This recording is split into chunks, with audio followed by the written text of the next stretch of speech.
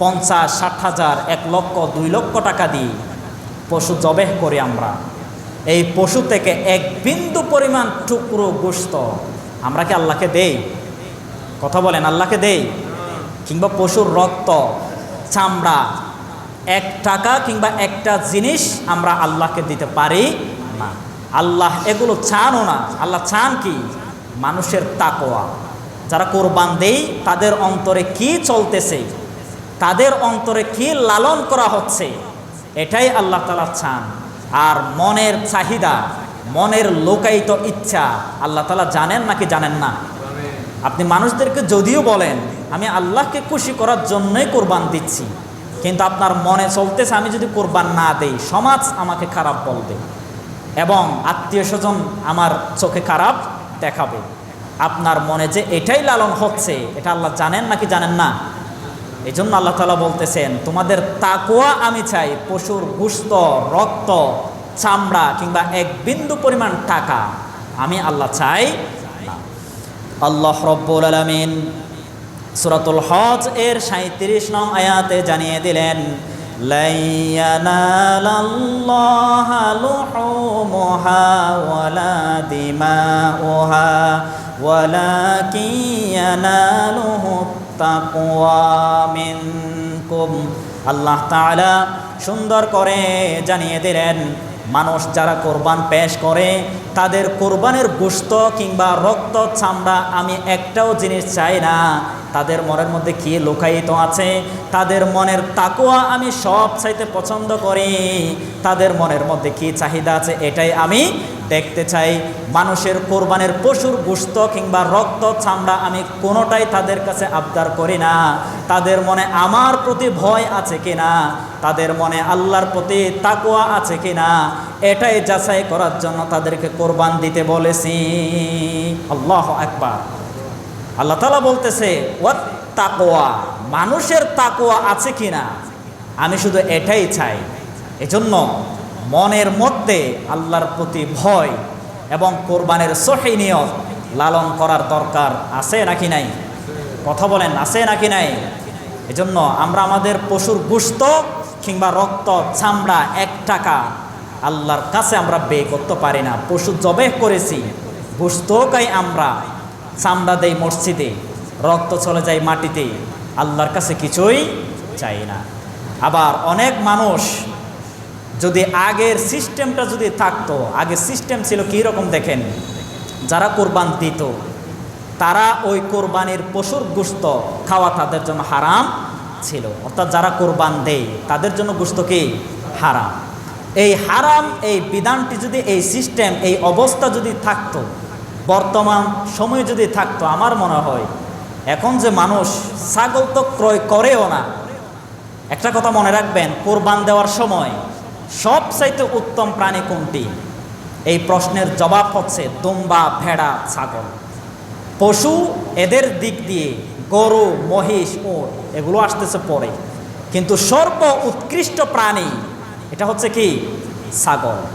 তো ওই বিধানটি যদি এই সময়ে থাকতো, আমার মনে হয় সবাই ছাগল দিয়ে কোরবান করত, কারণ তার জন্য গোশত কি থাকতো? হারাম থাকতো। এখন হারাম নাই বলেই লক্ষ লক্ষ কোটি কোটি টাকা খরচ করে আমরা দুম্বা এগুলো না দিই, গরু, মহিষ সিরিয়াল লাগাই এগুলো ক্রয় করার জন্য। ছাগলের দিকে মানুষ ফিরিয়েও তাকায় না, কিন্তু উত্তম হচ্ছে কি দেওয়া? ছাগল দেওয়া। কারণ এই গোশত খাওয়া যদি হারাম থাকতো তারা চিন্তা করতো এত টাকা খরচ করে লাভ কি, একটা ছাগল দিয়ে কোরবান দিয়ে ফিরি, যেহেতু আমি গোশত খেতে পারবো না, গরু ক্রয় করার কোনো দরকার নাই। এই জন্য আপনারা যারা কোরবান দেওয়ার জন্য চিন্তা করেছেন, আমার কথা থাকবে গরু কিংবা মহিষ এগুলো কোরবান দেন, কোনো সমস্যা নাই, ইসলাম জায়েজ। রাসূলও কোরবান গরু দিয়ে কোরবান করেছেন। যখন তার মৃত্যু একেবারেই সন্নিকটে চলে আসলো, হজের শেষ বছর তিনি একটা গরু কোরবান দিয়েছিলেন তার জন্য এবং তার পরিবারের জন্য। আবার বিগত আগে তিনি 2টি ছাগল, মোটা তাজা খাসি এগুলো কোরবান দিয়েছেন, একটা তার পরিবারের জন্য আর একটা তার উম্মতে মুহাম্মদ, অর্থাৎ কিয়ামত পর্যন্ত নবীর উম্মত যারা আসবে তাদের পক্ষ থেকে একটা কোরবান আল্লাহর নবী দিয়ে গিয়েছেন। সুবহানাল্লাহ। এই হাদিসের ব্যাখ্যায় এসেছে যারা কোরবান দিতে পারে না, গরিব অসহায়, যারা কোরবান দিতে চাইলেও দিতে পারে না, অনেক মানুষ কিন্তু সংকোচ থাকে যে আল্লাহ কেন কোরবান দিতে পারি না, প্রতিটি বছর কোরবান দেওয়ার চিন্তা করলেও টাকার কাছে আমি হেরে যাই, কোরবান দিতে পারি না। আপনার কোনো আফসোস করার বিষয় নয়, কারণ আপনার জন্য সর্ব উৎকৃষ্ট মানুষ, মানব সভ্যতার যাকে আল্লাহ তাআলা বেশি পছন্দ করেন, মানুষের মধ্যে সর্বোত্তম যাকে বানিয়েছেন তিনি নবী করিম সাল্লাল্লাহু আলাইহি ওয়াসাল্লাম, তিনি আপনাকে উদ্দেশ্য করে আল্লাহর কাছে কোরবান দিয়েছিলেন। এর চাইতে বড় চাওয়া আমার আপনার আছে? আমার জন্য যদি নবী কোরবান দিতে পারে, আমি কোরবান দিলে কতটুকু সওয়াব পাবো এটা পরের বিষয়, কিন্তু আমাকে উদ্দেশ্য করে আমার নবী যে কোরবান দিয়েছেন, এর চাইতে বড় কোরবান আর হতে পারে না। এজন্য আফসোস করার কোনো বিষয় নয়। তো এই জন্য ছাগল কোরবান দেওয়া সর্বোত্তম উত্তম আমল। গরু দিতে পারবেন জায়েজ, মহিষ জায়েজ, কোনো সমস্যা নাই। আরেকটা বিষয় খেয়াল রাখবেন, অনেক মানুষ ভাগে কোরবানি দেয়। ভাগে কোরবান দেওয়া এটা কিন্তু উত্তম, ভালো আমল, কিন্তু তার চাইতে অতি উত্তম এটা হচ্ছে সিঙ্গেল, একা একা কোরবান দিয়ে ফেলা। একটা গরুতে আপনি 7 ভাগ দিতে পারেন, কিন্তু ছাগলের মধ্যে কোনো ভাগ দেওয়া যায়? কথা বলেন, ভাগ দেওয়া যায়? তো ছাগলের প্রাণ হচ্ছে একটা, গরুর প্রাণও হচ্ছে একটা। গরুর মধ্যে অংশীদার থাকে 7 জন, আবার ছাগলের মধ্যে অংশীদার থাকে মাত্র 1 জন। প্রাণ হচ্ছে একটা। তো একটা প্রাণ যদি আল্লাহর কাছে উৎসর্গ করতে পারেন, এটা উত্তম বেশি, নাকি 7 জন মিলে একটা প্রাণ উৎসর্গ করতে পারেন? উত্তম কোনটা হবে? কথা বলেন, উত্তম কোনটা হবে? একটাই উত্তম, এই ছাগল কোরবান দেওয়া। এখন প্রশ্ন আসতে পারে, অনেক মানুষ কোরবান দেয় ভাগে, প্রতিটি ভাগে। এটা গরুর ক্রয় করার সাথে রিলেটেড। একটা গরু যদি আপনি 70,000 টাকা দিয়ে নেন, তাহলে প্রতিটি ভাগে আসতেছে কত হাজার? 10,000। এই 10,000 টাকা দিয়ে মোটা তাজা খাসি ছাগল এখন পাওয়া যাবে নাকি যায় না?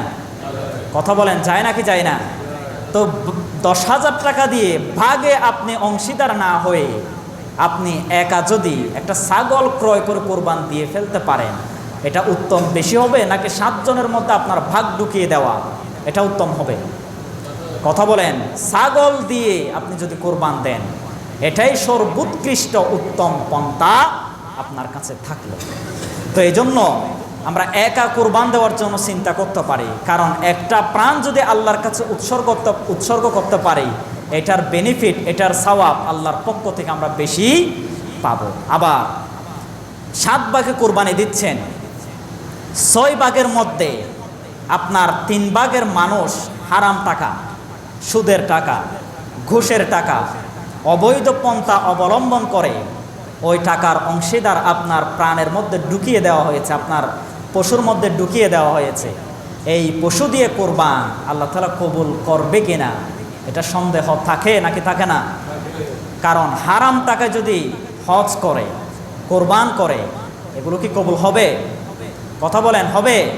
তো আপনি যেই গরুর মধ্যে সাব্যস্ত করলেন অংশীদার হিসেবে, ওইখানে যদি হারাম টাকা থাকে, প্রাণ হচ্ছে একটা, এই প্রাণ একজনের কারণে বাকি 6 জনের কোরবান পর্যন্ত ধ্বংস হয়ে যায়। সুতরাং রিস্ক নিয়ে কোনো দরকার নাই। 10-12 হাজার টাকা দিয়ে ভালো মোটা তাজা গরু, ছাগল, দুম্বা, ভেড়া এগুলো পাওয়া যায়, এগুলো দিয়েই কোরবান আদায় করার জন্য আপ্রাণ চেষ্টা করবেন। 7 ভাগে দেন, এটা আমি বাধা দিচ্ছি না, কারণ মানুষ দেখে দেখে ভালো যাচাই বাছাই করে তাদের দিকে আপনি অংশীদার হতে পারবেন, এটা ইসলাম জায়েজ রেখেছে। কিন্তু আমাদের দেখতে হবে উত্তম কোনটা। কথা বুঝতে পারতেছেন? আল্লাহ তাআলা আমাদের